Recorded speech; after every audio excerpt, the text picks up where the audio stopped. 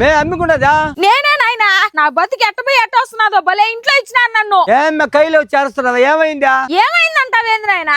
అత్తే మొగుడై కూర్చోన్నదా ఇంట్లో. నాకు పెద్ద టార్చర్ అయిపోతుందా నాకు. నేను ఇంకా ఇంటికి బాను. నా మొగుడు కూడా ఇడికే పిలిపించేయండి. అవన్నీ మేము మాట్లాడేదా? నీ మూడేం చేస్తున్నాడా? మీ అత్త మంచిది అనుకున్నాను కదా మే భలేదు ఉండదా?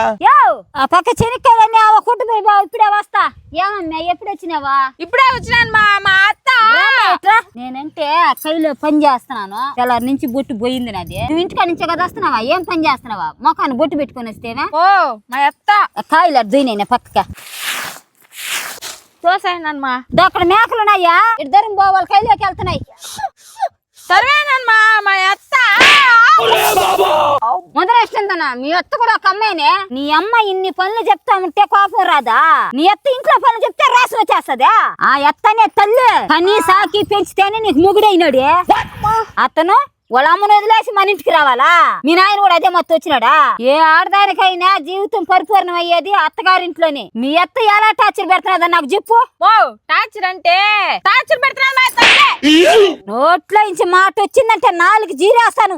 ఏమనుకుంటున్నావేమో? ఏం చెప్తున్నదే మీ అత్త నీకట్ట? ఇంట్లో సంసారం రీతిగా చేసుకో. పని నుంచి వచ్చిన మొగుడికి సంతోషంగా నీళ్లు ఇయ్యి, అన్నం పెట్టు, సంతోషంగా ఉండు. ఎవరైనా పెద్దలు వచ్చినప్పుడు లేచి నిలబడు. ఇరుగు పొరుగుతో ఎక్కువ మాట్లాడబాక.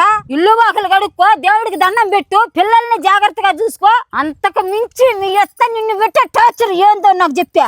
ఏంది మా నువ్వా? నా బాధ లేదో మీతో చెప్పుకుందామని వస్తే నువ్వే నన్ను కొడతావునవా? వచ్చేటప్పుడు మీ అత్తకు చెప్పినావు నాయనా? నేనెందుకు చెప్తాను? మీ అత్తకి చెప్పుకుంటా అమ్మగారింటికి రావడం అంత చిన్న విషయం అనుకుంటావు నువ్వు?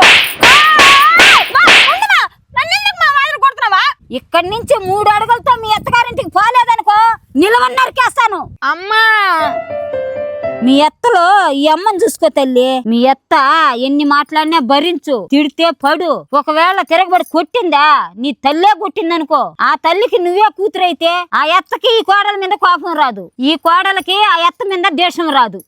అత్తగారు అనుమతి లేకుండా అమ్మగారింటికి రావడం చాలా తప్పునైనది. ఇంకెప్పుడు పొరపాటు చేయబాక. వచ్చే రాగానే మీ నాయనకి మీ అత్త గురించి తప్పుగా చెప్పినావు. ఆయన దృష్టిలో మీ అత్త చెడ్డదవదనైనా నిన్ను కట్టుకున్న నీ భర్త చెడ్డోడుగా కనిపిస్తాడు. రేపు మామాలుడు ఒక మాట అనుకున్నా చెడిపోయేది నీ కాపురమేనే. నీ కాపురం చెడిపోతే మీ నాయన ఊళ్ళో తలెత్తుకొని తిరగలేడు. నేను ప్రశాంతంగా బతకలేను. నీ అత్తకి నీ భర్తకేమే మగాడు ఎట్టకైనా బతికేస్తాడు. అమ్మా నేను మా అత్తకి చెప్పకుండా వచ్చానమ్మా. ఏమనుకుంటున్నాదో ఏమో. నేను వెళ్తానమ్మా. అమ్మా అర్థం చేసుకొని బతికితే నువ్వు సంతోషంగా ఉంటావు, మేము సంతోషంగా ఉంటాం. ఇంకెప్పుడు అత్త తిట్టింది మొగుడు అరిచినాడని ఇంటికి రాబాక.